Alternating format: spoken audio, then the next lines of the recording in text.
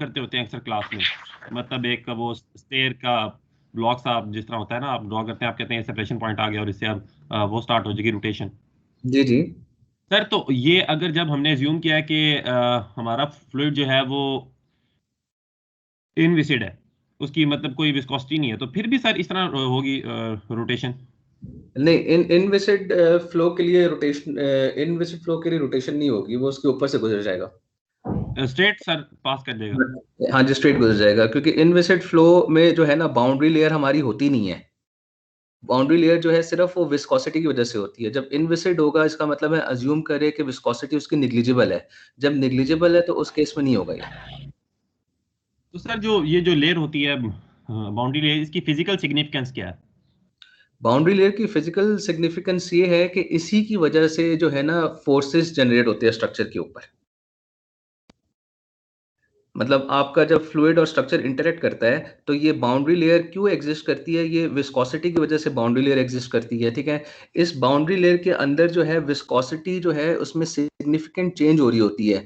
जब विस्कोसिटी के अंदर चेंज हो रही है, तो वेलोसिटी प्रोफाइल भी बाउंड्री लेयर के अंदर चेंज हो रहा होता है।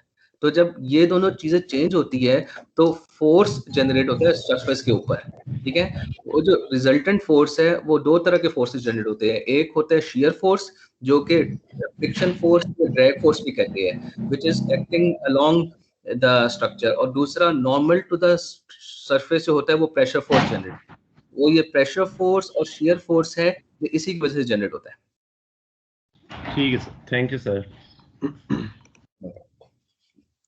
Okay, so now I'll just share the slides first.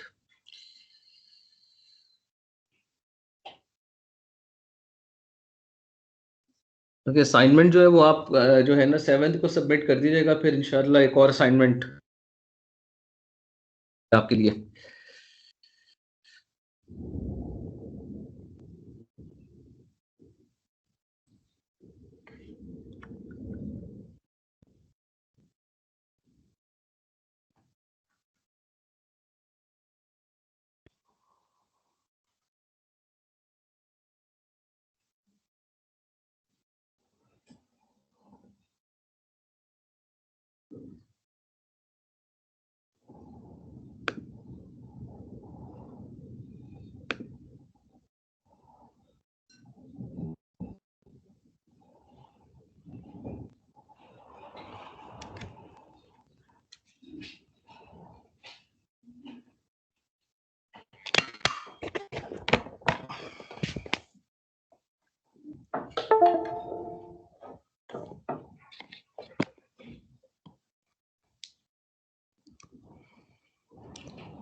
Okay, now I'll just start with what we have done so far. So in this chapter, we have been focusing on flow around immersed bodies or external flows.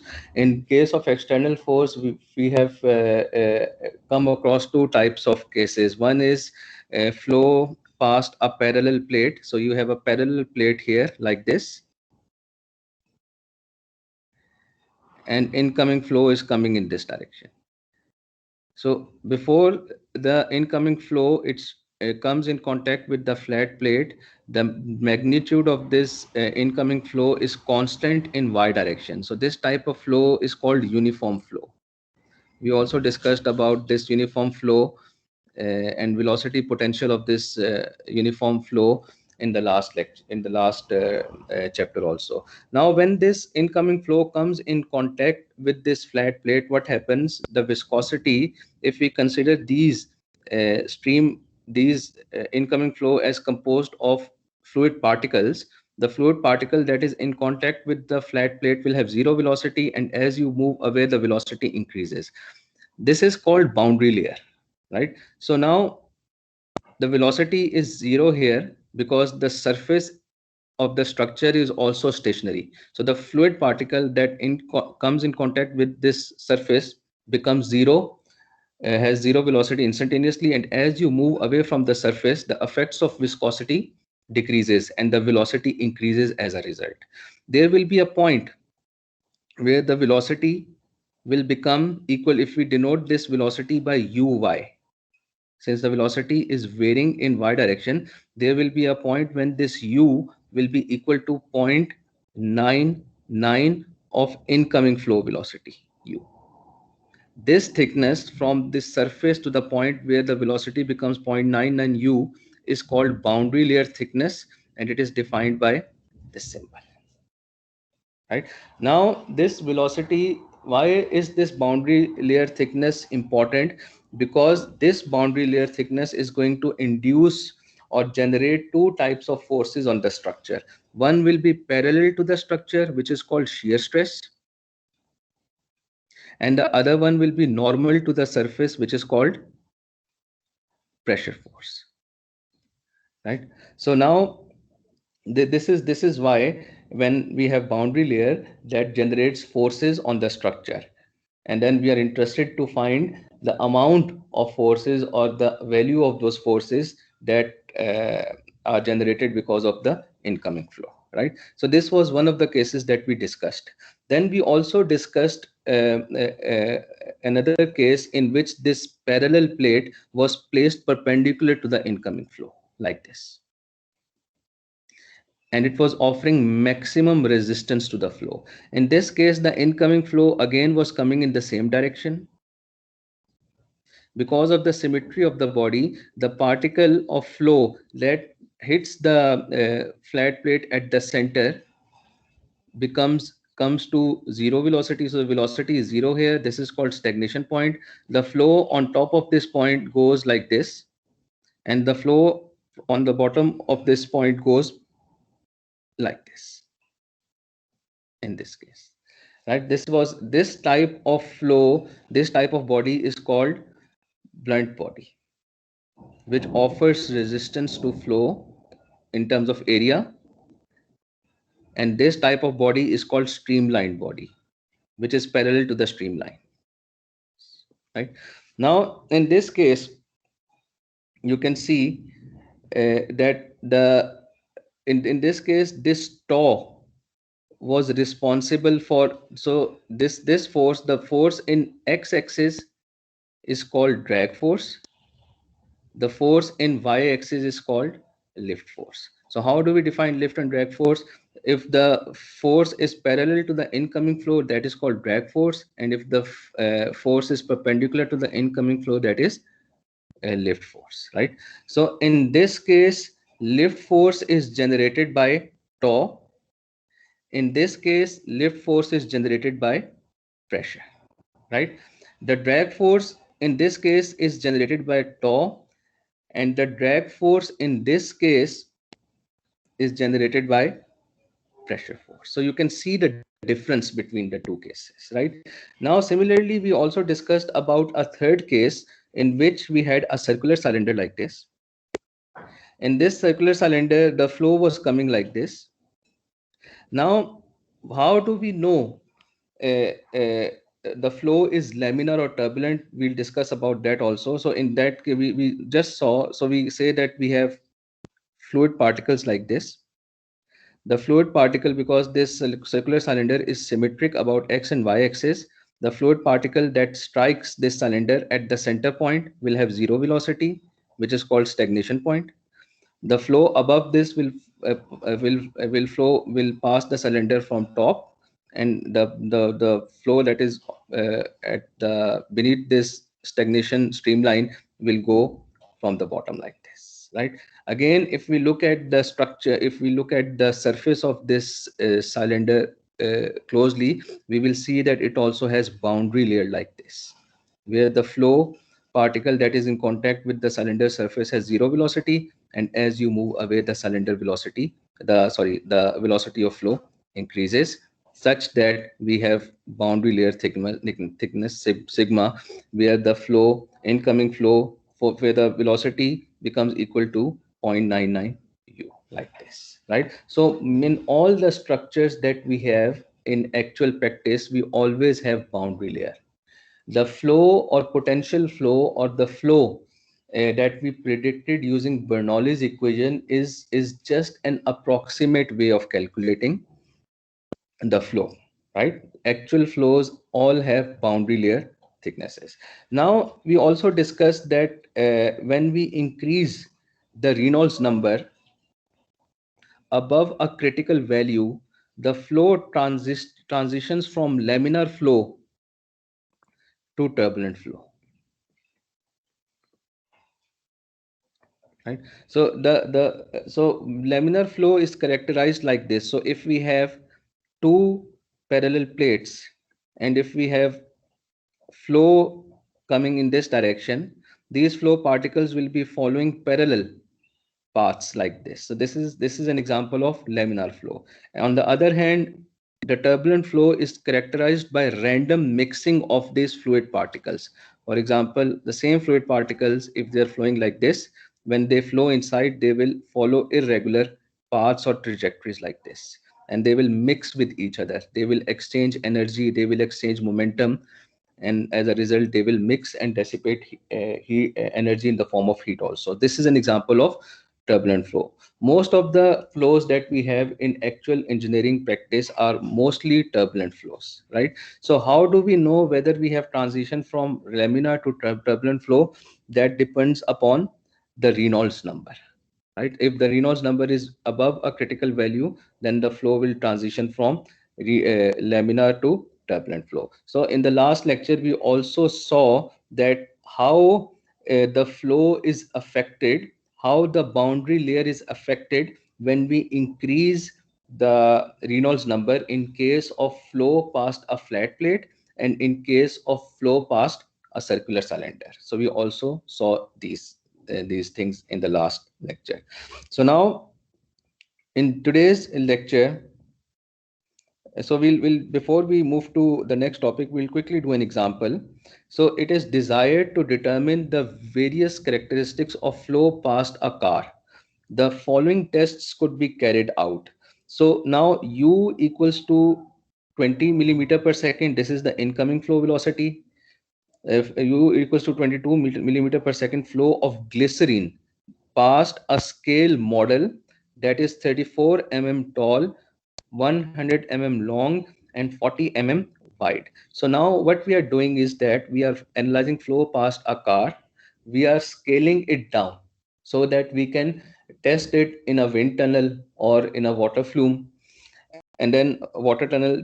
And then for that we scale the model down to 34 mm tall, 100 mm long, and 40 mm width, and it is exposed to incoming flow or uniform flow of 22 millimeter per second. So we have a card like this, and then it is subjected to incoming flow, which is U equals to 20 millimeter per second. Okay, now this is the first case. In the second case, we have U equals to 20 millimeter per second airflow. Instead of glycerine, we have airflow now past the scale model, right? And then same scale model. And in the third case, we have U equals to 25 meter per second airflow past the actual car, which is 1.7 meter tall, 5 meter long, and 2 meter wide. Would the flow characteristics of these three situations be similar? So how do we analyze the flow characteristics? As I mentioned in the previous slide, that when we increase the Reynolds number, or we change the Reynolds number, the flow past a structure will also change. The forces will change, the boundary layer thickness will change, right? Now, how do we define Reynolds number? Reynolds number is defined as, is given by Re, and it is given as inertial force to viscous force. Okay, now in this case, if we have, now mathematically we can represent it like this: UL over mu, where U is the velocity, L is the characteristic length,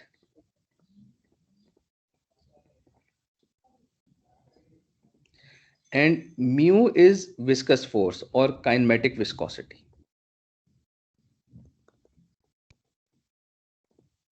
Right? So from this definition of Reynolds number, we know three things. One is that if we keep the characteristic length and kinematic viscosity constant. Increasing U will increase Reynolds number, decreasing U will decrease Reynolds number. That means if we increase the incoming flow velocity while keeping the fluid properties constant and the length of the model constant, its Reynolds number will increase. Another thing we know is that if we keep U constant, if we keep L constant, if we use different fluids with different kinematic viscosity or viscosity, it will also affect Reynolds number. So if we in increase the velocity viscosity, Reynolds number decreases. If we decrease the velocity, Reynolds number increases. That means if we have less viscous fluid, its Reynolds number will be high as compared to more viscous fluid, right? So if we have flow if the fluid flow is oil, which is very viscous, right? And on the other hand, if the fluid flow is air, which is less viscous, in both the cases, if U and L are constant, the viscosity will have significant effect on Reynolds number. And the third term parameter that affects the Reynolds number is the characteristic length. For example, in this case, we are given, in the case of this car, we are given three lengths. For example, 34 mm tall, 100 millimeter long, 40 mm wide. So if we use these three different lengths to calculate Reynolds number, all of these three lengths will give us different value of Reynolds number. So Reynolds number also depend on the length that we are using to calculate Reynolds number, right? So now in order to analyze the flow, we'll be calculating Reynolds number in this case. So now you can see here the characteristics of flow past an object depends on Reynolds number. For this instance, we would pick the characteristic length. So we have three choices of characteristic length in this case: height H, width B, and length L of the car to obtain three possible Reynolds numbers. So now I'll show you how he calculates. So now based on this equation that I showed you here, UL over mu, he has calculated three different Reynolds number for all the three cases. So the first case is model in glycerine. Now before I proceed here, you can see here that the viscosity of air is 1.46 into 10 raised to the power 5, whereas the viscosity of glycerine is 1.19 into 10 raised to the power minus 3. So glycerine is more viscous as compared to air, right? So now if you look at the model in glycerine, in the first case A and B, the incoming flow is constant, the length of the model is constant. The only difference is in part A we have glycerine, in part B we have air. Because the viscosity of glycerine is more as compared to air, you can clearly see that REH, when we calculate Reynolds number based on height, in this case it will be REH equals to UH over mu. This will be when we calculate Reynolds number based on width. REB will be equal to UB over mu, and this is when we use the length. REL will be equal to UL over mu. So we have three Reynolds number based on different heights. Now since glycerine is more viscous, you can see that the Reynolds number that we obtain for glycerine for the same incoming flow and same dimensions, and for the air they are very different. The model in air has much higher Reynolds number as compared to glycerine. This is one of the observations that we have. Another observation that we have is that if you look at the actual model, which is incoming flow is 25 meter per second, so the incoming flow has increased considerably. Now the lengths have also increased considerably in as compared to the first two cases. So you can see that for actual car the Reynolds number is 10 raised to the power 6, and for out of all the three cases that we discussed, REH, REB, REL, the highest Reynolds number is when we use the length of this car in this direction, which is the highest, which is the longest, right? So this is longest, this is longest, so this is giving us the maximum Reynolds number. So this example is just to show you that how a Reynolds number affects the forces or the flow characteristics in this case. Okay. Now another question we'll discuss now. We'll be discussing more about boundary layer characteristics. So we already defined a boundary layer. So what is boundary layer? We already know this. Now we'll be discussing more about it in this section. So the flow past an object can be treated as a combination of viscous flow in the boundary layer and inviscid flow elsewhere, right? So this makes sense. So I'll just give you an example of flat plate so that we have been discussing this. So now this is boundary layer. Outside boundary layer, the flow is just like incoming flow, right? So that means the viscosity, the viscous effects are felt inside the boundary layer only. Outside the boundary layer, the flow can be assumed to be inviscid. Inside the boundary layer, the friction is significant because of changes in viscosity and velocity, and across the width of which across this width of which the velocity increases rapidly from zero at the surface to the value of flow value inviscid flow theory predicts. So inviscid flow theory is potential flow theory, or that can be predicted by Bernoulli's equation. Okay. Outside the boundary layer, the velocity gradients normal to the flow are relatively small because in outside the boundary layer, the flow is almost equal to u. So the change in u with respect to x-axis, for example, is not significant or very less as compared to the velocity gradients inside the boundary layer, right? And the fluid acts as if it were inviscid, even though the viscosity is not zero, right? Ideally, the viscosity cannot be zero, right? But because the effects of viscosity are almost negligible, we can assume the flow to be inviscid. Right now, this is for flat plate boundary layer. So we already discussed this. So the boundary layer is laminate. Now about the transition.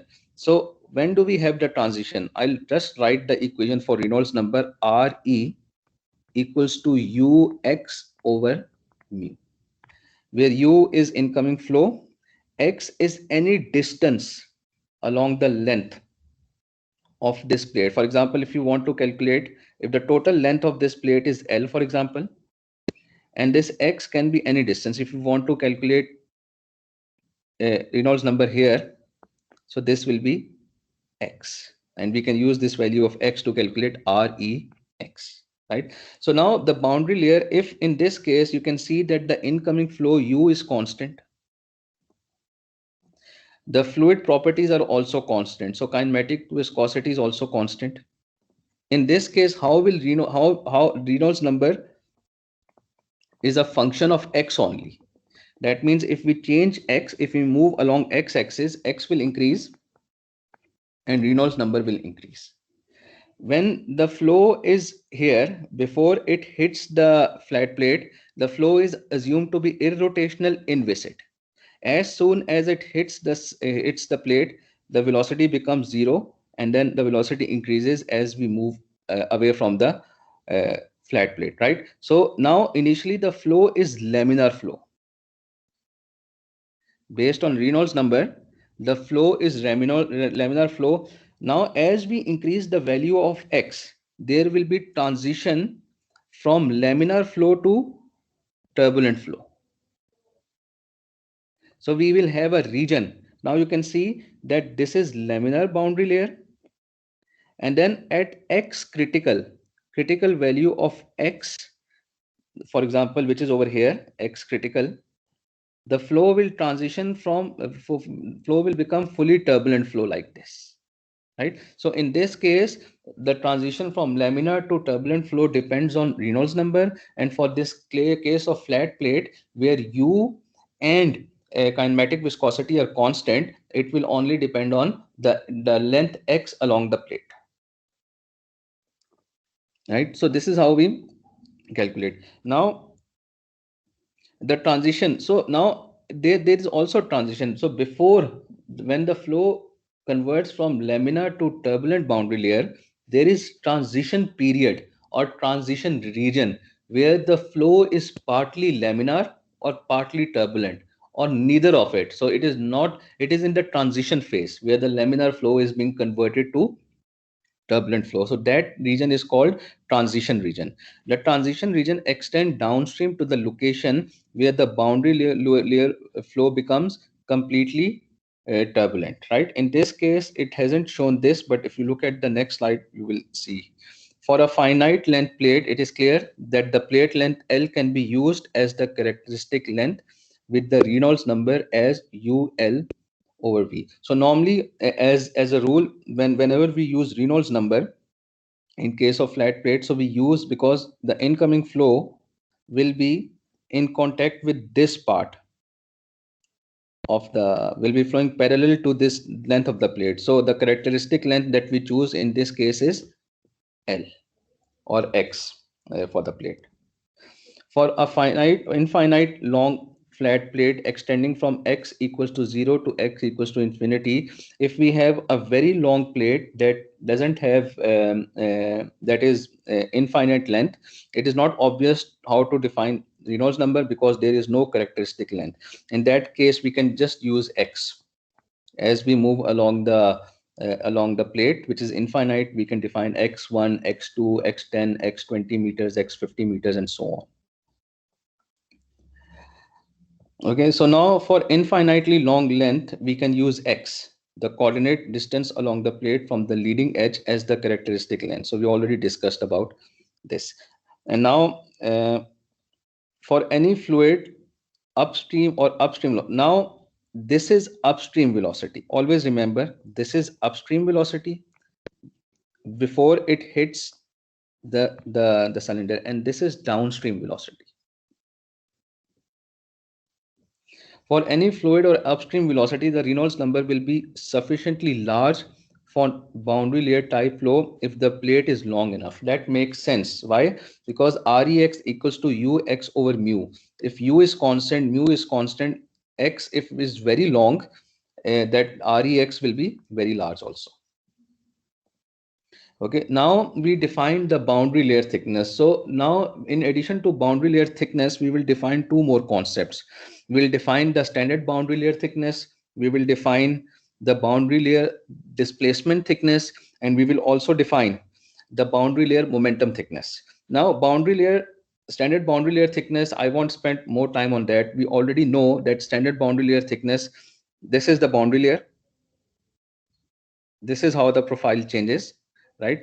Now, at this point, the incoming flow, so if in the incoming flow in this case is U, capital U,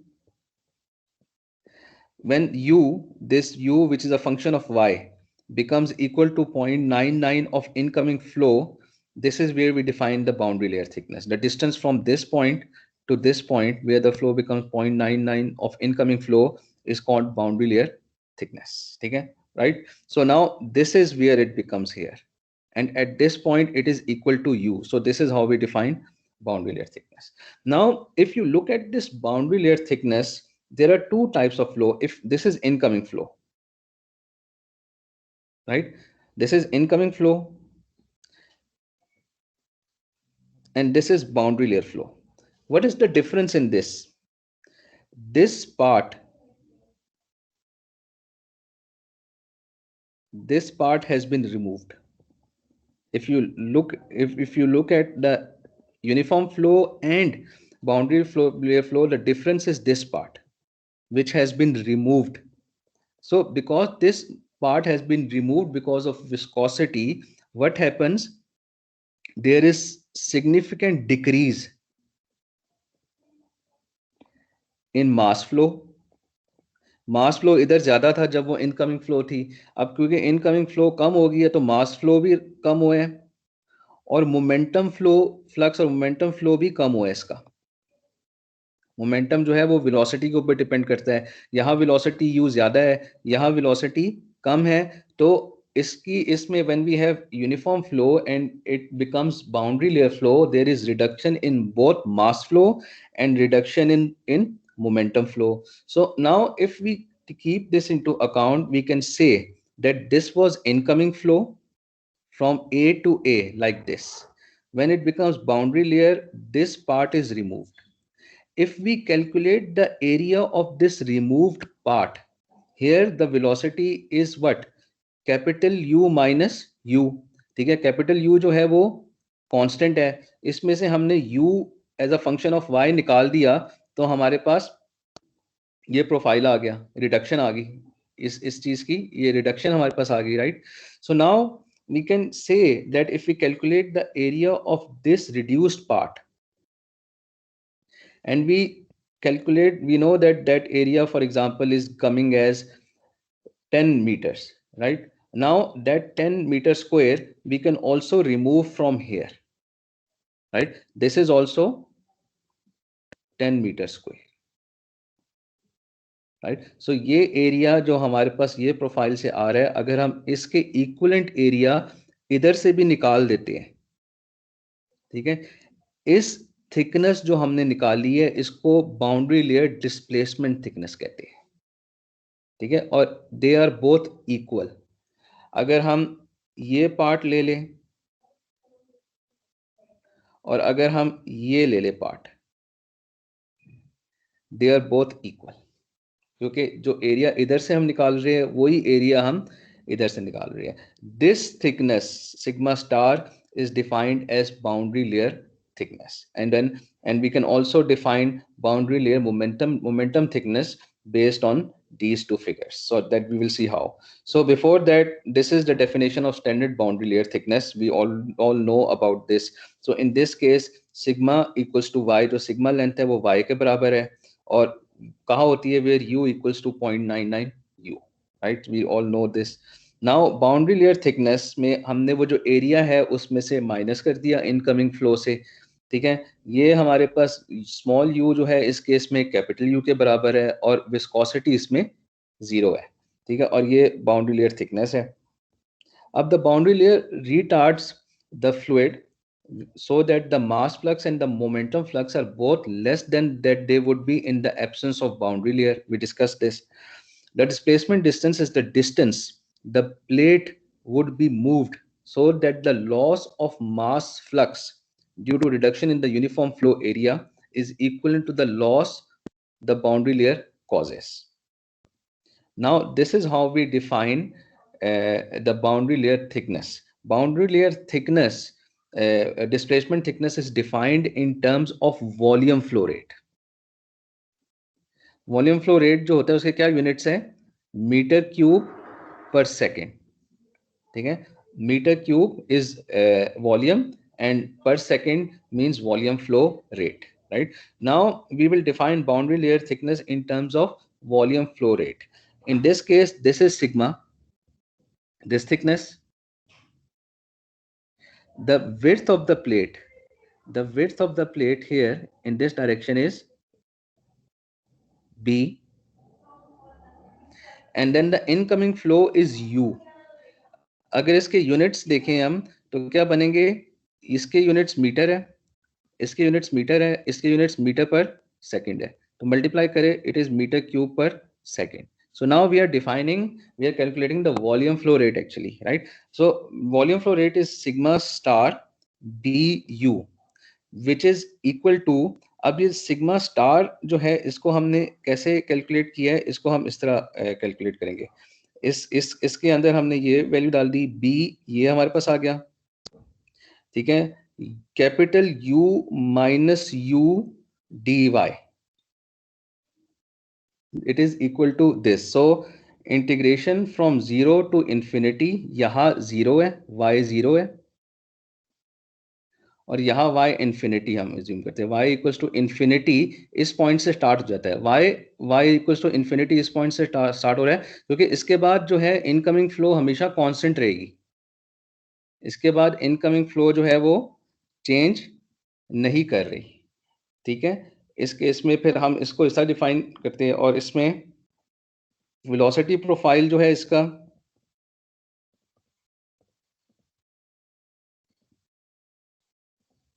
sorry,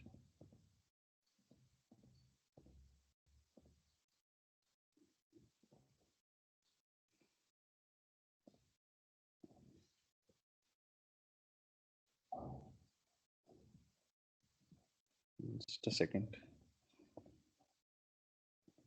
Okay, so now the velocity profile becomes u minus u. इसको हम इस equation को हम इस तरह लिख सकते हैं in terms of this profile. ये जो हमने कैलकुलेट किया है ये इसके लिए किया है. This is for this profile. This is equal to this profile. इस प्रोफाइल के बराबर है ये. ठीक है, इस प्रोफाइल में क्या हो रहा है, ये y है, तो y जो है हमारा वो dy बन गया. ठीक है, इसकी जो विड्थ है, इसकी विड्थ भी जो है हमारे पास वो b आ रही है. ठीक है, और इस जो प्रोफाइल है वो प्रोफाइल जो है वो u माइनस u है. तो अब हम ये इस तरह लिख सकते हैं कि ये जो है this is equal to capital U minus U, sorry, capital U minus U, which is velocity profile, times width, which is b, times the length, differential length in y-axis, which is dy, और integrate करना है हमने 0 से लेके y infinity तक, जहां वो u बन जाता है.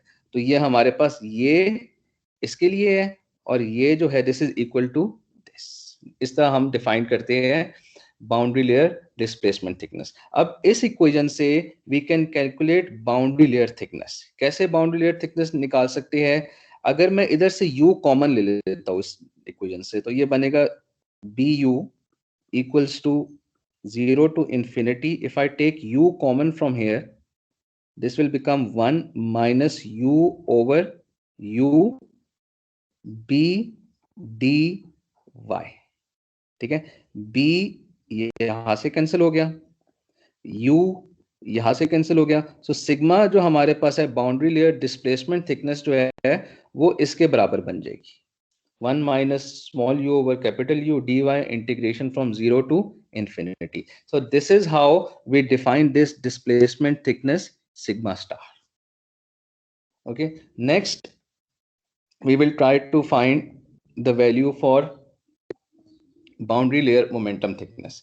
बाउंड्री लेयर मोमेंटम थिकनेस जो है वो that will be defined in terms of momentum flux. The momentum thickness is the distance the plate would be moved so that the loss of momentum flux is equivalent to the loss the boundary layer actually causes. ठीक है, उसमें इस तरह हम define करते हैं. This is how we define the momentum thickness. Momentum thickness. ठीक है, इस केस में जो मोमेंटम थिकनेस होगी वो ये डिफाइन कर रहा है. ये जो थिकनेस है रो बी यू स्क्वायर थीटा, जो ये थीटा है ये मोमेंटम थिकनेस है.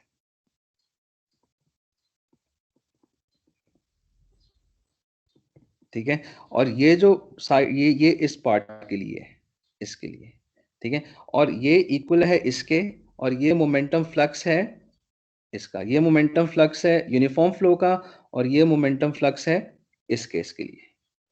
ठीक है, ये दोनों इक्विवेलेंट है. अब इससे हम निकाल सकते हैं rho B U square theta equals to rho B integration from 0 to infinity u capital U minus u dy. This is called momentum flux, right. अब मोमेंटम फ्लक्स इसको हम कंपेयर कर सकते हैं. ये कैसे कर सकते हैं? रो यहां से कैंसिल हो गया, b यहां से कैंसिल हो गया. ठीक है, अब हमारे पास आ गया यू स्क्वायर थीटा. अब यहां से अगर हम यू स्क्वायर बाय निकाल लेंगे तो हमारे पास क्या बनेगा? 0 टू इंफिनिटी, एक यू निकालेंगे बाय तो होगा 1 minus u over u d y. ठीक है, यहां से यू निकाल लिया. दूसरा स्टेप ये है कि इसको हम मल्टीप्लाई करेंगे, ये इक्वल है यू स्क्वायर थीटा के. अब हमने इसको u से मल्टीप्लाई किया, इसको u से मल्टीप्लाई कर दिया. ठीक है, अब ये क्या बन गया? U square theta equals to 0 to infinity u square over u 1 minus u over u dy. ये यू स्क्वायर यहां से कैंसिल हो गया, तो हमारे पास जो momentum boundary layer momentum thickness है वो आ रही है 0, ये small u over capital U 1 minus u over u dy। इस तरह हम इसको डिफाइन करते हैं। I just double check this also. हाँ यही आ रही है, ठीक है। सो ये इस तरह हम इसको डिफाइन करते हैं, निकाल लेते हैं। This is called boundary layer momentum thickness. और ये जो बाउंड्री लेयर मोमेंटम थिकनेस और बाउंड्री लेयर डिस्प्लेसमेंट थिकनेस है, it is based on this constant that we define. Because of the boundary layer, there is reduction in the mass and the momentum flow caused by the changing velocity profile, and as a result of that we define boundary layer momentum thickness and boundary layer displacement thickness. Okay, so now before we continue, we'll just take a break of 10 minutes and we'll meet at 3 o'clock. If you have any question, please feel free to ask before going to the break.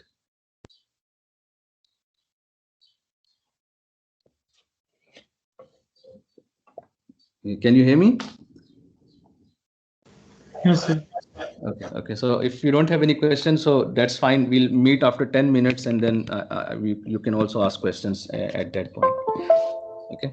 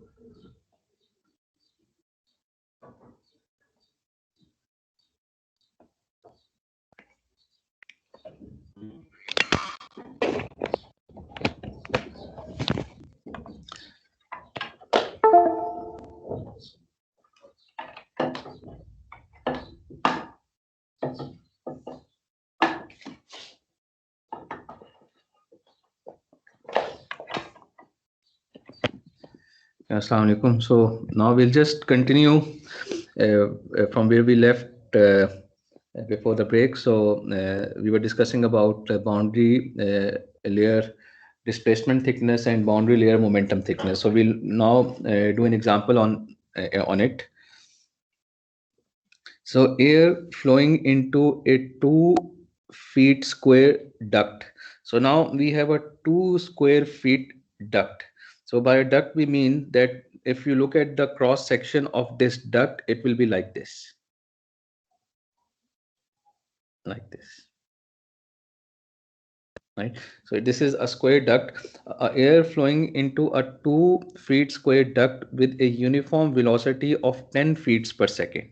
So the incoming flow velocity is 10 feet per second, forms a boundary layer on the walls as shown in figure 9.3. So this is the figure. So this is taken from this example in the book 9.3, example 9.3a. So is shown in this figure, which is shown over here. So now the incoming flow is 10 feet per second. When it flows inside this duct, we have boundary layer flow, and as a result, the profile looks like this. So this reduction in the velocity is because of the boundary layer flow on both sides of the duct. So the fluid within the core region 1. So the core region 1 is defined here. Outside the boundary layer flows as if it were inviscid. So in this case, you can see that here the effects of boundary layer are not felt because the flow has not entered or is not flowing inside the duct at this moment at point 1. From advanced calculations, it is determined that for this flow, the boundary layer displacement thickness is given by this equation. So the boundary layer displacement thickness in this case is given by sigma star, which is equal to 0.0070x raised to the power 1 by 2. Now this sigma star, what is this sigma star? This sigma star is this thickness, this boundary layer thickness here through which it is reduced is this sigma star. So this is boundary layer displacement thickness, which was defined like this.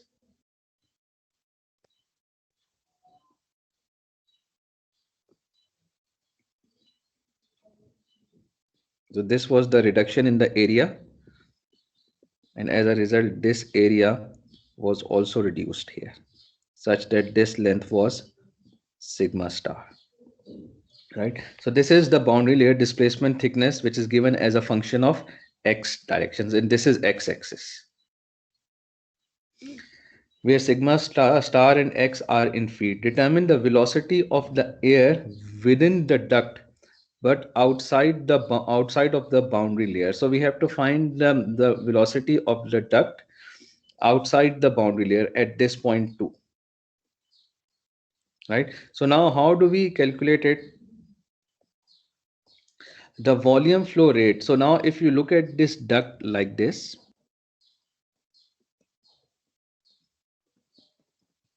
this is before it enters the duct, and this is point 1, and u is 10 here.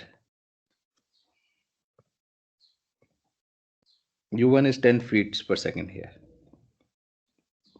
Now this is point 2, where the velocity profile has developed, and then we have to find the velocity at this point. We have to determine the velocity at this point. Now the volume flow rate across any section of the duct is equal to that at the entrance if the flow is incompressible. Always remember, if density is constant, then volume flow rate will be conserved. That means Q1 will be equal to Q2, right? If density is constant, in that case, V1 A1 will be equal to V2 A2, or in other words, if we use velocity as U1 area A1 will be equal to U2 velocity at this point U2 and area A2, which we have to find, right? So this is called volume conservation of volume flow rate. That is then it can be defined like this: U1 A1 U1 and area at this point. So this area that we calculate here is the cross sectional area. So how do we calculate cross sectional area? We know this length of the square duct, which is 2 feet. Since it is a square duct, so this length will also be 2. So 2 into 2 will be 4. So this is how we calculate area of the duct area, which is 2 square, right? So A for the duct is L square. L is the length of the duct. And then this is equal to U1 A1 equals to this 40 feet cube per second, and this is equal to 0.2. For 0.2, you can see that the velocity is no longer uniform flow. The velocity is given by a profile that is changing along the area. So as you increase the area, as you move along the area, you will see that the velocity profile is changing. So the velocity profile is at 0.2 is represented by this integration at 2 u, which is velocity u profile, and then times dA, right? So this is volume conservation. Now, according to the definition of displacement thickness, the flow rate across section 2 is the same as that for uniform flow with a velocity u through the duct whose walls have been moved by sigma star. We know that when we have a velocity profile like this, if we consider half of this velocity profile on one side, this is equal to this incoming flow, half of this incoming flow, right? And then this area which has been reduced, if we draw it over here, so this will be our sigma star. So we can write here, we can say that this, now if you look at this velocity profile, we have similar profile on the top also. So if I draw this profile on the top also like this, incoming flow, so this reduction in this area will be taking place here also, which is this sigma star. So that means if this is incoming flow,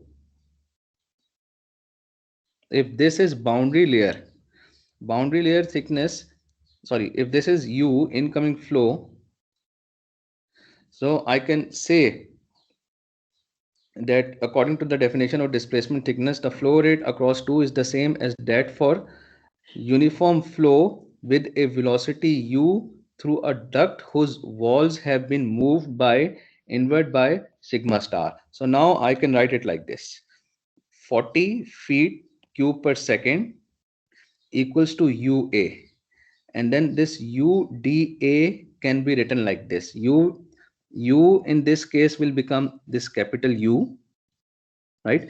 And now the distance has been reduced by what? So initially this was 2 feet, this was 2 feet, and then now it has been reduced by 2, this is 2 feet, and the area 2 minus 2 sigma star, which is this area.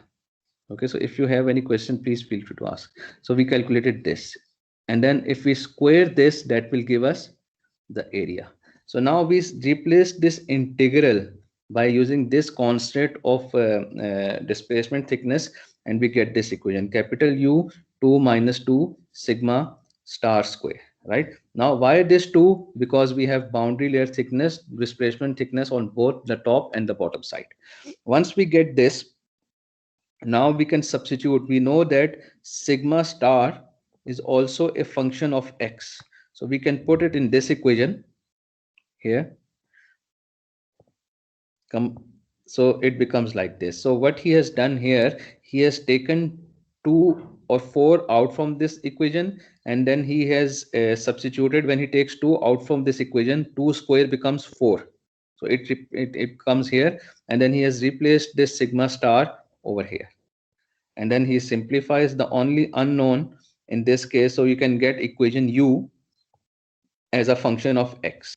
So now whatever value of x we want to calculate, we can change the value of x and we can get the corresponding value of u from here, right? So this is how we calculate this. Okay, any questions so far?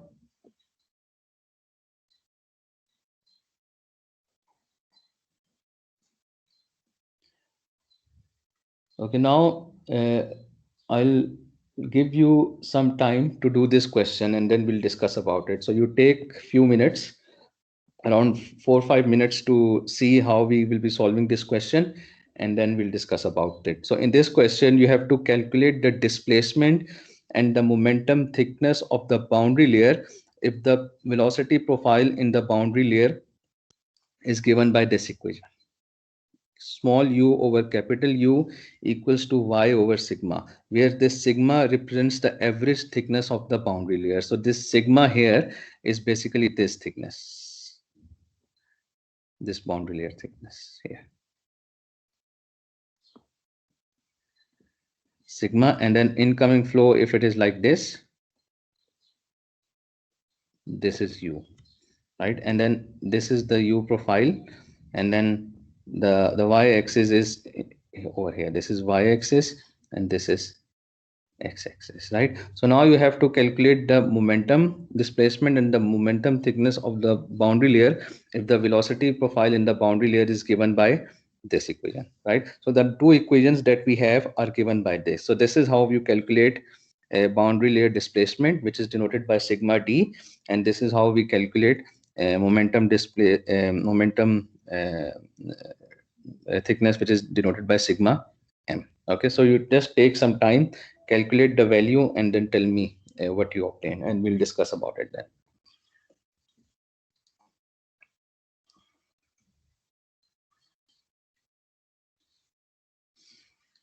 Okay, so limits of integration you can also take like this. So y equals to 0 here. When y equals to 0, we can say that at that point u is equal to 0 at this point. And then when y equals to infinity, u will become equal to incoming flow velocity, right? So now, and then when we apply the limit of integration, this sigma is equivalent to this also, because at y equals to sigma, it becomes u equals to u. So you can take this limits of integration also when you are calculating it.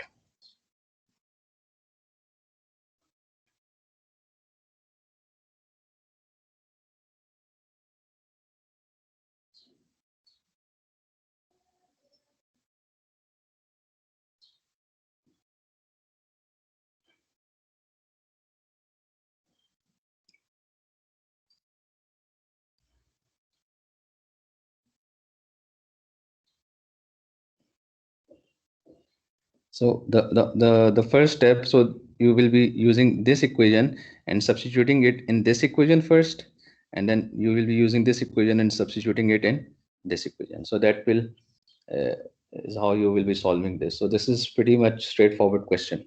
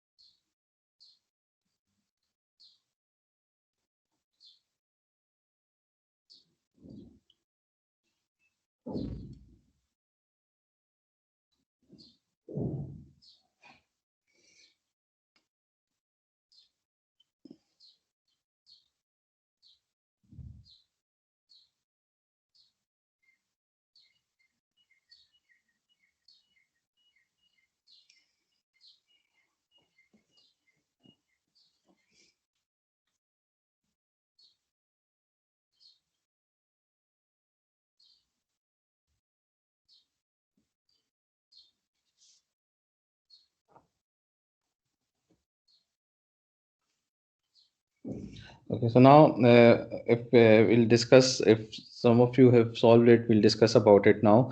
So now the first step, this is how we solve this question. So this side is showing you the value of sigma d, displacement thickness. So in this case, this is the equation for displacement thickness. We know that the profile that we have is equal to u over capital U equals to y over sigma. There are two ways of solving this. One way is that you can just rearrange this equation in terms of small u, and then you will get capital Uy over sigma. And then you can substitute this value here, integrate this equation and calculate the value of sigma d. So this is the first way to solve it. In this case, what he has done, he has solved it the other way. He rearranges this equation in terms of y. So when we rearrange this equation in terms of y, we get y equals to small u sigma over capital U. Now, if I differentiate this equation with respect to dy, so differentiation will be dy with respect to du. So y is changing in u is changing in y direction, right? So these two are constants actually. So they will appear as it is, and this will become du. So I'm just differentiating dy du with respect to dy, you can say, right? And then we get this equation, right? So when I differentiate u with respect to dy, and if I rearrange this equation, I get this equation, right? So now after I find the value of dy, I can substitute it over here, and then this, I get this equation. So now I have removed dy and have du instead. Now the limits of integration will also change. Now because we have the limits, we are integrating it with respect to u, the limits of integration will be at the surface.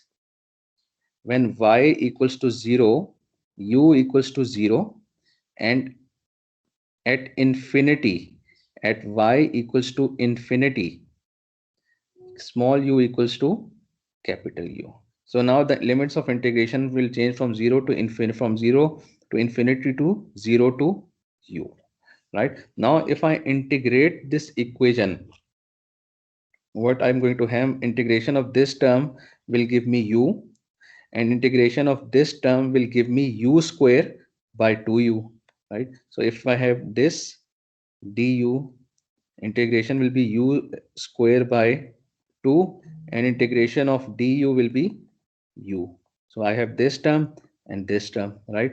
And now once we apply the limits of integration, which is 0 to u, we get this equation, and after simplification we get sigma d equals to sigma by 2. So this is how we calculate a sigma d. Now in order to find the value of momentum thickness, we proceed in similar manner. In this case also, we have two ways of doing it. In this case, what he's doing here is he's just substituting this equation over here. So we know that u equals to capital U over sigma y. This is constant. We substitute this value of u over here and over here. When we substitute it over here, we get an equation like this. After we simplify this equation, we get this. Right? So now you can clearly see when this u multiplies inside, this u will cancel out, right? And then once we simplify this equation, we get an equation like this. After that, we can just apply limits of integration, and then we can get the answer. So limits of integration in this case will be y, when y equals to 1 is y equals to 0, and when y equals to sigma, we discussed that it is as if y equals to infinity is the same as y equals to sigma. Why? Because at this point, after sigma, this value y equals to sigma, after this the flow is incoming flow u, and it always remains like this, right? So we can say that instead of infinity, we can use this sigma boundary layer thickness for the limits of integration. So once we use those limits of integration here and simplify, we get sigma m in terms of boundary layer thickness like this. So this is how we solve it. So if you have any question, please feel free to ask.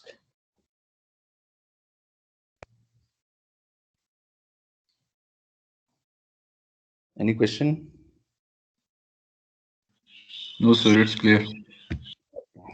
Now we move to the third question for today. So it's the same. So calculate the displacement thickness and momentum thickness of the boundary if the velocity distribution is given by this equation. So now you can see that this is the velocity distribution we have in this case.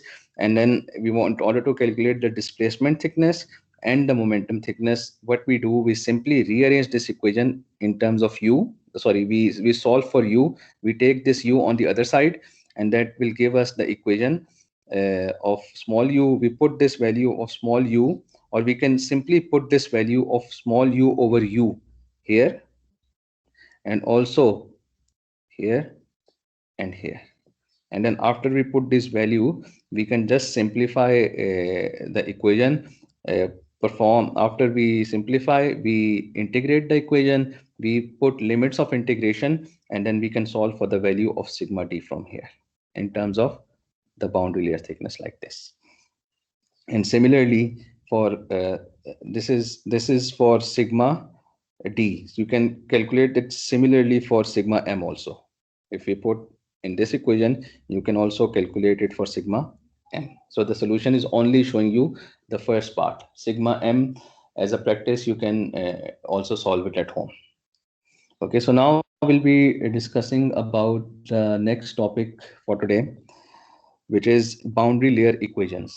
So now this is more of theoretical. So I will just most of the things I've already explained here. So there will be some equations which I will be highlighting more, and then we'll be moving more. So in this chapter, you can see that we have a lot of equations also and a lot of numericals. So from this chapter, I think we can also have one quiz now after we maybe next week.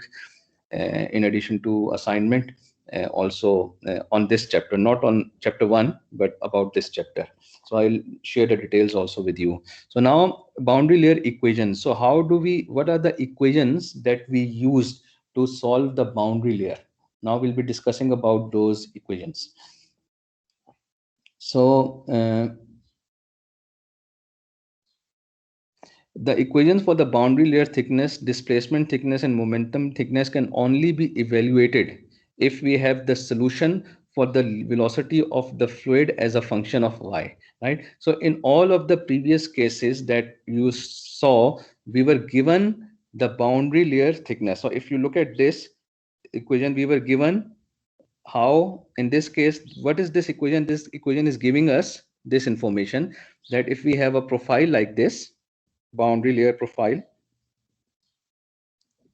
how u is changing as a function of y if this is y-axis. So this equation is basically view as a function of fy.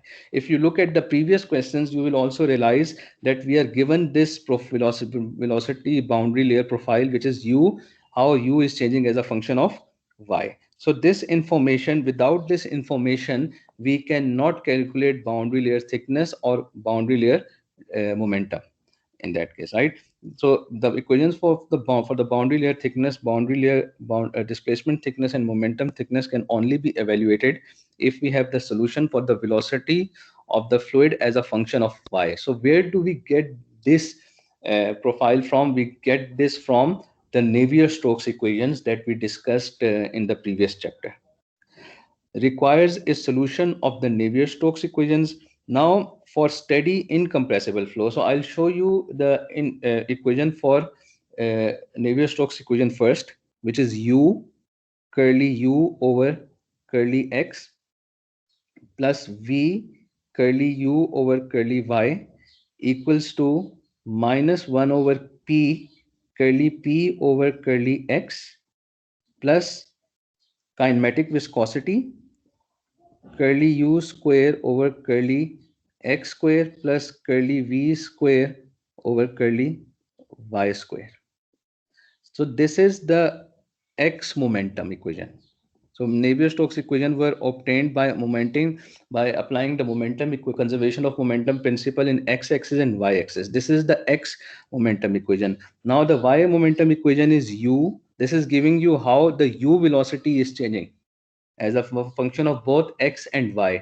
And since you can see that this is the case when we have planar flow in x and y axis, if we have three-dimensional flow, then we also need to take into account the z axis velocity and z axis variation of u along z axis. But in this case we won't be taking that because we are only considering two-dimensional flows. Now this equation is giving you the result for y momentum.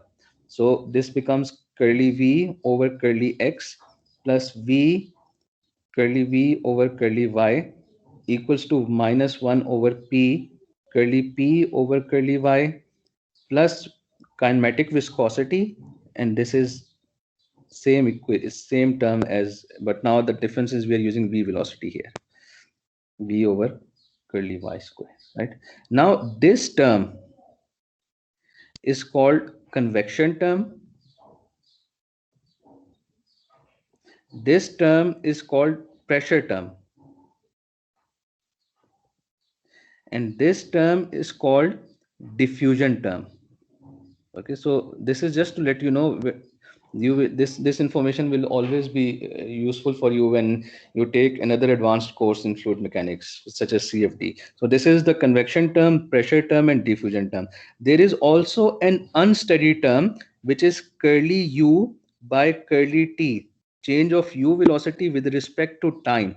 But since we are dealing with steady flow, this is the unsteady term. For steady flow, this will be 0. So we are not considering this. For incompressible flow, density will be, this is density. Density will be constant. That is why density is appearing outside this integral, differential. And two-dimensional lamellar flow. So for steady, incompressible two-dimensional lamellar flows with negligible gravitational effects. So the gravitational effects are not accounted for because we ignore them. The NS equations can be simplified to boundary layer flow using this. So now if you look at this boundary layer flow, this is how he has simplified. So the first equation is the continuity equation, right? And the second equation is basically the x momentum equation. So because the boundary layer is basically flow along x-axis, right? So we are only considering the flow around x-axis, right? So this term.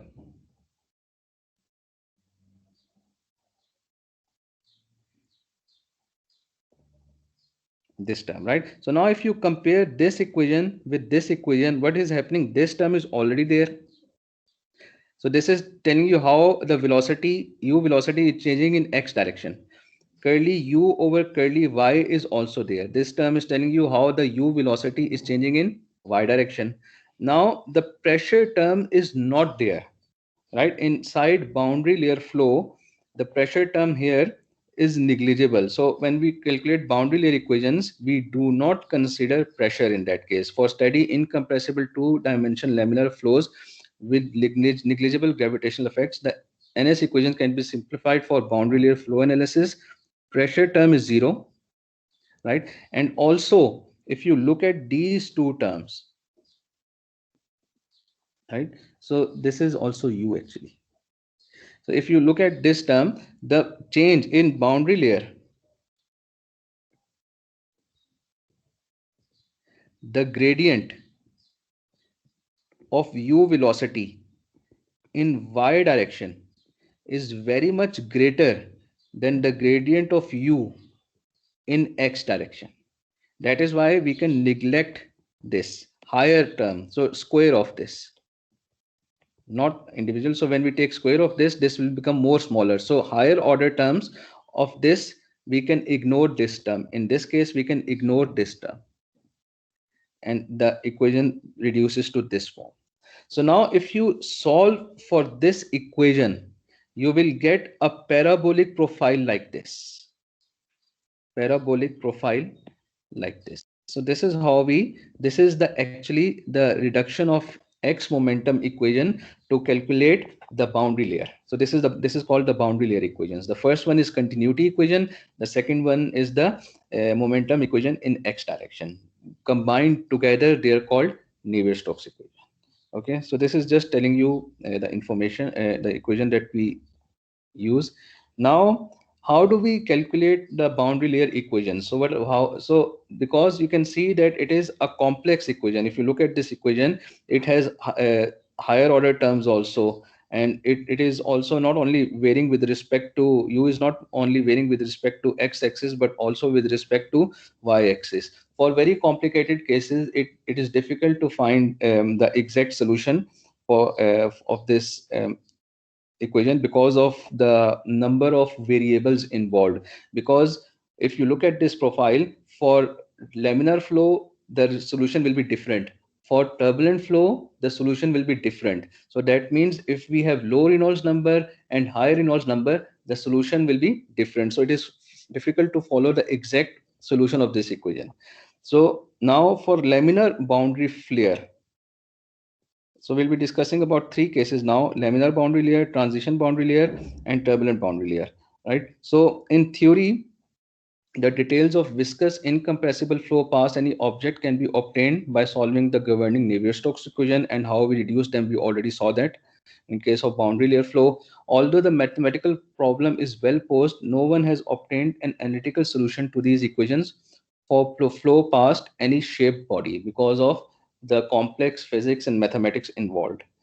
By using boundary layer concepts introduced in the previous sections, Prandtl was able to impose certain approximations valid for large Reynolds number flows and thereby to simplify the governing equation. So the equation that I showed you previously, Prandtl and one of his students was able to solve those equations for very large Reynolds number. So his students, who's Blasius, one of the Prandtl students, was able to solve these simplified equations for boundary layer flow past a flat plate parallel to the flow. So in that case, once he solved this equation, the following results he came up with. So these are the results from Prandtl Blasius. This is also called Prandtl Blasius boundary layer solution. So now these equations are valid for laminar flow only. So these equations are only for laminar flow. So you can see here that this boundary layer thickness for laminar flow is a function of x-axis. So as we move along x-axis, this is only for flat plate. As we move along x-axis, which is given by this length, the boundary layer thickness will increase as square root of x, right? And then we can also write this equation in terms of Reynolds number. So now how is he writing this? Sigma equals to mu x over u. Reynolds number is given as ux over mu. So now if I multiply this by x and if I multiply this by x, right? So this will give me Reynolds number here. This is equal to 1 over Rex. So I can write it like this: 5 x square over Rex. Now x square will become like this: 5x over Rex. So I get this equation. So you can clearly see that the boundary layer can also be represented in terms of Rex. Now that means if I increase Reynolds number, boundary layer thickness will decrease. If I decrease boundary layer thickness will increase. That means for laminar flow, we have large boundary layer thickness. For turbulent flow, we have low boundary layer thickness. So this is one of the observations that we have, right? Now, the boundary layer thickness for this laminar flow can be represented also as a function of Rex, and the momentum thickness can also be represented as a function of Reynolds number. Now, in this case, he is calculating the shear stress which is acting over here, tau omega, which is equal to 0.332 u raised to the power 3 by 2 square root rho u mu over x. This can also be written in terms of Reynolds number. How can he write in terms of Reynolds number? Again, if you take this term inside the bracket, you will see that it is rho mu over x, right? Now, Reynolds number, what is this mu? This is called dynamic viscosity. The relationship between this mu and this kinematic viscosity is this. Kinematic viscosity is mu over rho. So in terms of this mu, I can define Reynolds number like this. Rho u x over mu now here, like this. Now I will try to have this the same equation over here. So I can multiply this by u and this by rho. Similarly, I multiply this by u and by rho like this. Now, if you look at this equation, this side, this term mu over x u rho is 1 over Rex. So this will become rho square u over Rex. Now I can, so that becomes, we have, what we have done, we have written 0.332 u 3 by 2, and then inside this we have rho, and then u can be written as 1 by 2 divided by Rex. So now if I combine this term and this term together, that will give me u square. 3 by 2 plus 1 by 2 will be equal to 4. So this will give me 2. So that means I can reduce this tau in terms of Rex now. Again, the same observation that if we increase the Reynolds number, tau decreases. If we decrease the Reynolds number, tau increases. So this is how the shear stress varies as a function of Reynolds number inside the boundary layer. So this is all inside the boundary layer for laminar flow. This is only for laminar flow. Always remember that these results are only for laminar flow. Now we define another coefficient called CFX. CFX is called the friction coefficient. In other words, it is also called the drag friction coefficient or skin friction coefficient, which is acting on the flat plate here.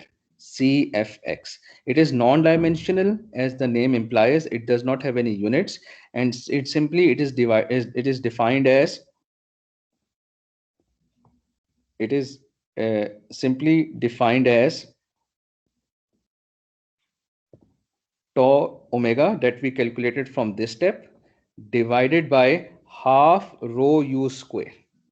So when we do this analysis, so you can clearly see that u square will cancel out, rho will cancel out, and the equation will be reduced to this form. So this is 0.664 divided by square root Rex. Again, with increasing Rex, this decreases, and vice versa. And these are the results only for laminar flow. So this is how we calculate CFX. Any questions so far?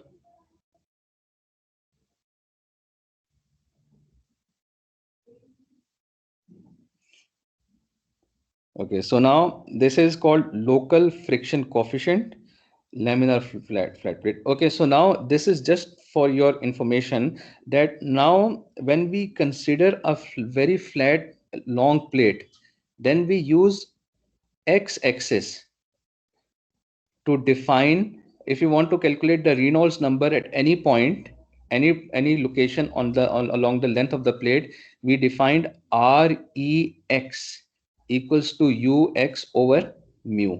So this is called local Reynolds number, local Re. So the corresponding value of Cfx when we use this Rex is also called local friction coefficient for laminar flat plate. Now if we calculate, if we have finite plate, then we will be using the length L of the plate to calculate Reynolds number. That Reynolds number is denoted by Re simply, equals to UL over mu, and the corresponding value of CF will be CF only, and that is called friction coefficient. So we'll discuss about that later also. Okay, so now, and then we can simply calculate the drag force also. So the drag force and CF force are almost the same. So this is the same thing he is doing. So in order to calculate the global or the overall friction along the plate, what he's doing, he's integrating CF along the length of the plate, which in this case is L. So we discussed that if the length of the flat plate is L, so we can obtain the value of total drag force by integrating it along the entire length of the plate, and that will give us the total drag force. Okay, now transition from laminar to turbulent flow. So we already discussed that transition from laminar to turbulent flow is dependent on a lot of parameters. One of the parameters that governs the transition is called Reynolds number, right? So the parameter that governs the transition to turbulent flow is the Reynolds number. In this case, the Reynolds number based on the distance from the leading edge of the plate. So this is called local Reynolds number we discussed, right? Then the value of the Reynolds number at the transition location is rather a complex function of various parameters involved, including the roughness. Now this is important. So the value of the Reynolds number at transition location is rather a complex function of various parameters involved, including the roughness of the surface. So the transition also depends on the roughness of the surface. For smooth surfaces, boundary layer will be different, and it will be given by different governing equations. For rough boundary layer, for rough surfaces, we have different laws that govern the profile of the boundary layer. So if the surface is rough, so they will be different. The value of Reynolds number at the transition location is rather complex function of various parameters involved, including the roughness of the surface, the curvature of the surface, and some measure of the disturbances in the flow outside the boundary layer. On a flat plate with a sharp leading edge, in a typical airstream, the transition takes place at a distance x from the leading edge given by Rex critical. Now you can see, what do you observe from here? One of the observation here is that this is laminar boundary layer, laminar boundary BL boundary layer. Then between, so this laminar boundary layer is Rex when it is less than 2 into 10 raised to the power 5. When Rex is less than 2 into 10 raised to the power 5, we have laminar boundary layer. Then between 2 into 10 raised to the power 5 and 5 into 10 raised to the power 5 in this region,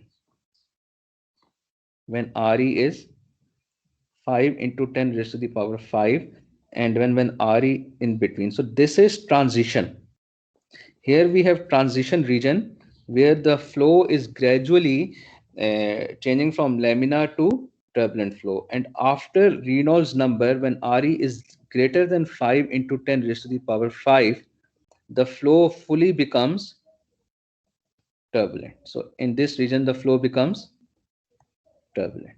So now these are the three regions that we have: laminar boundary layer, transition, and then turbulent boundary layer. So in transition, we have very complicated flow mechanics. That is why it takes a lot of time to transition from laminar to turbulent flow, and ultimately we have turbulent flow. So these are the Reynolds number for laminar to turbulent flow for flow past a flat plate.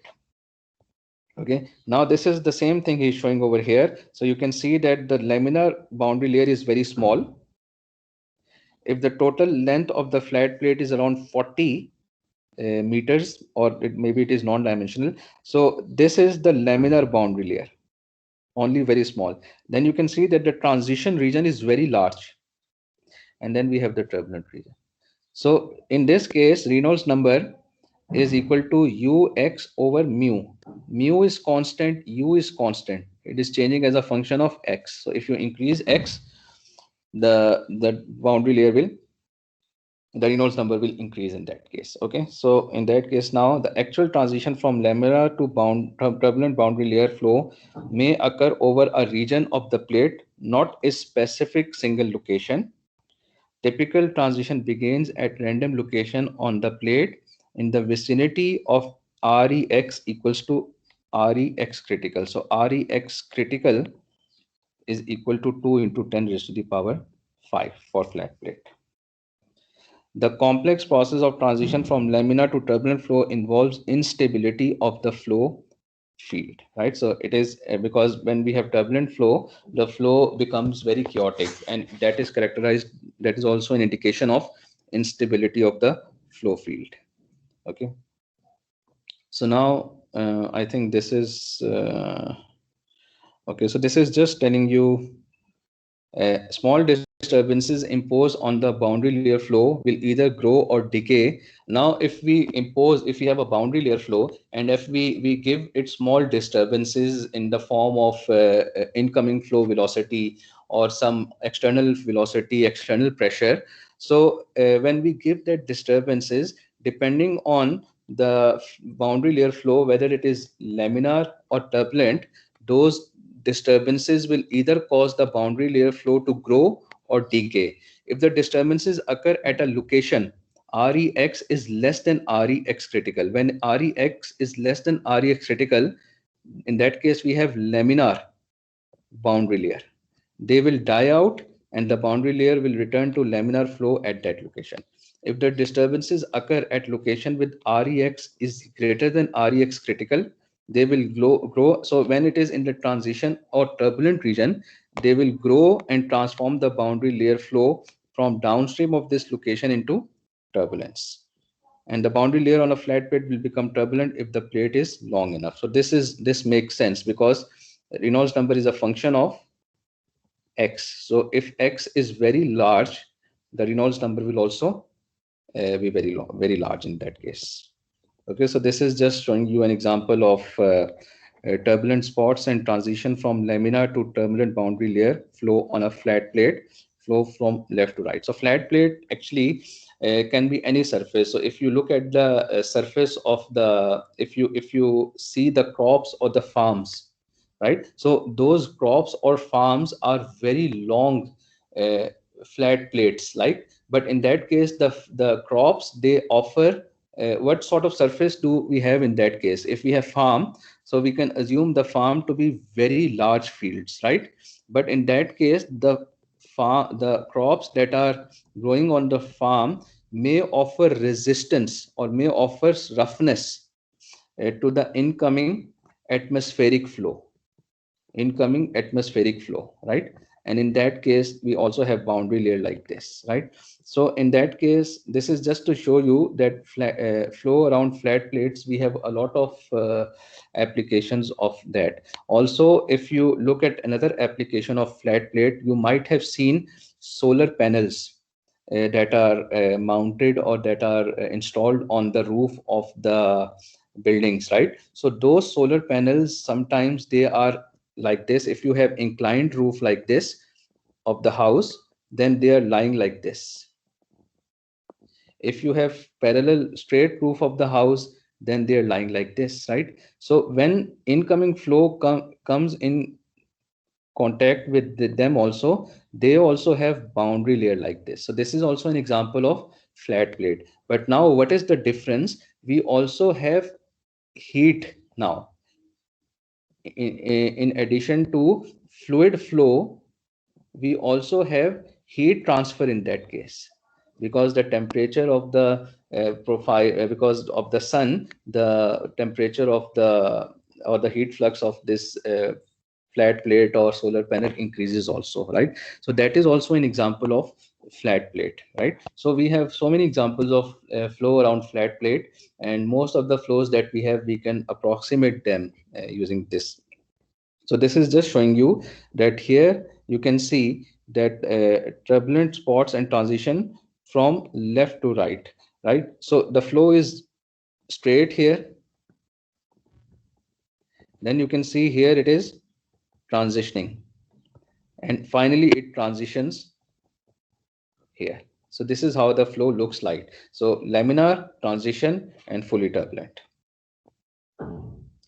Okay, so now just give me a second.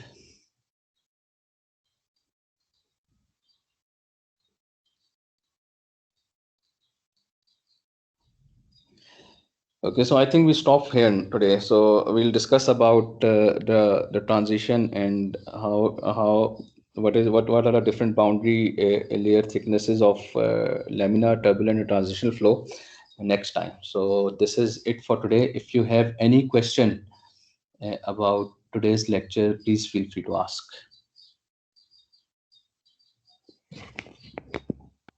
Any question?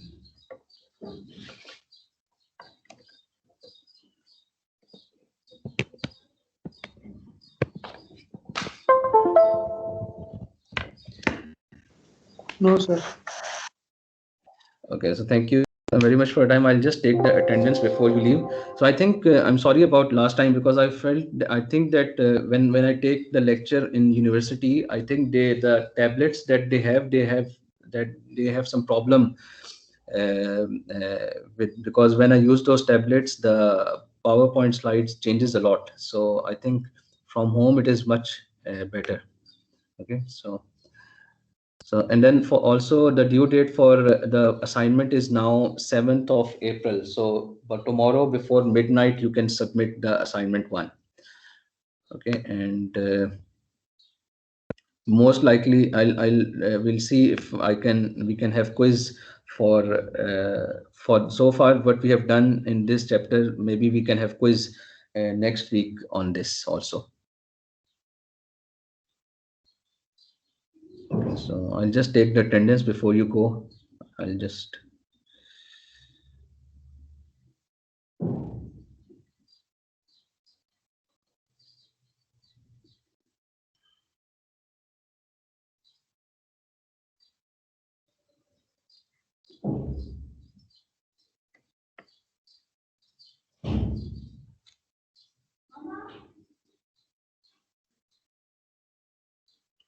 okay, so I've already taken the attendance. If you have any question, you can please feel free to ask.